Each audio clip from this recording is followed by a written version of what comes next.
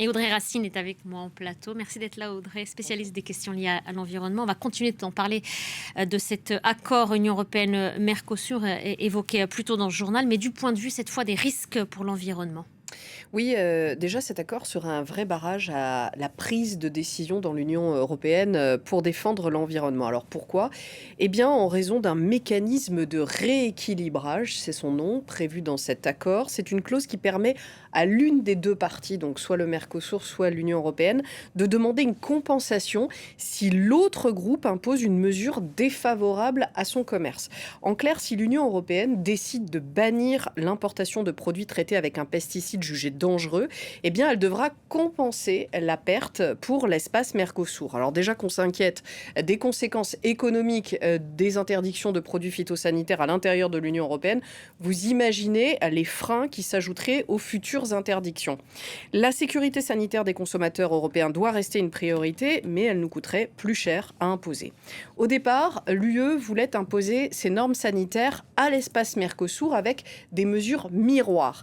Et c'est l'une des raisons pour lesquelles la France bloque encore cet accord. Emmanuel Macron a estimé qu'il n'y avait pas encore de visibilité suffisante sur cette clause miroir. Et à propos d'elle, il y a encore un frein.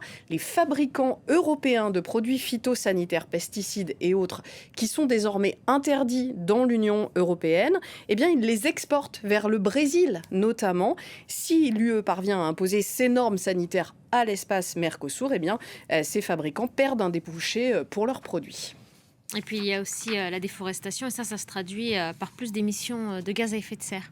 Oui, le Mercosur, c'est l'Argentine, le Brésil, l'Uruguay, le Paraguay, la Bolivie. Il y a donc une bonne partie de ces pays qui sont sur le bassin de l'Amazonie. La jungle est essentielle à notre planète et elle est rongée, vous le savez, par une déforestation à but agricole.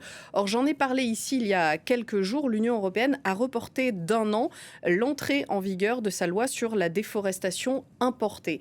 Cette loi, elle devait interdire la commercialisation en Europe de café, de soja, d'huile de palme ou de bois venant de zones récemment déforestées. Or, vous l'aurez compris, si l'accord Mercosur entre en vigueur avant cette loi sur la déforestation importée, eh bien, ces mesures seront sans doute soumises au même mécanisme de rééquilibrage dont je viens de vous parler. Et la bonne chance, pour compenser financièrement tout le soja brésilien, le café bolivien ou le bœuf argentin issu des ruines de l'Amazonie.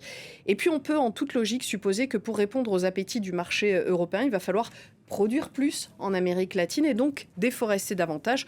Bref, si on veut préserver ce qu'il reste de l'Amazonie, ce n'est vraiment pas une bonne idée cet accord. Et ça va se traduire par plus d'émissions de gaz à effet de serre. Oui, vous avez raison, pas seulement de la déforestation d'ailleurs. Déjà, vous le savez, une forêt rasée va émettre tout le CO2 qui était stocké dans la vie des arbres qu'on aura coupés. Ensuite, il y a le transport de produits depuis l'Amérique latine vers l'Europe. On est loin là de l'objectif de l'Union européenne de rapprocher le producteur du consommateur et de réduire le trajet de la ferme à l'assiette. En 2020, le gouvernement français avait d'ailleurs demandé un rapport d'impact environnemental sur cet accord commercial. Et voici les conclusions de ce rapport. Les émissions supplémentaires attribuables à l'accord Mercosur seraient comprises entre 4,7 et 6,8 millions de tonnes équivalent CO2 selon les scénarios. C'est un dixième des émissions annuelles de la France et donc pas rien. Mais vous voyez, ce rapport note aussi que ce résultat notable reste toutefois limité au regard des bénéfices économiques. Vous en concluez ce que vous voulez, c'est évident que ce ne serait ni une bonne nouvelle pour notre santé, ni pour la lutte contre le réchauffement climatique, ni pour la protection de la biodiversité. Apparemment, ce serait une bonne affaire.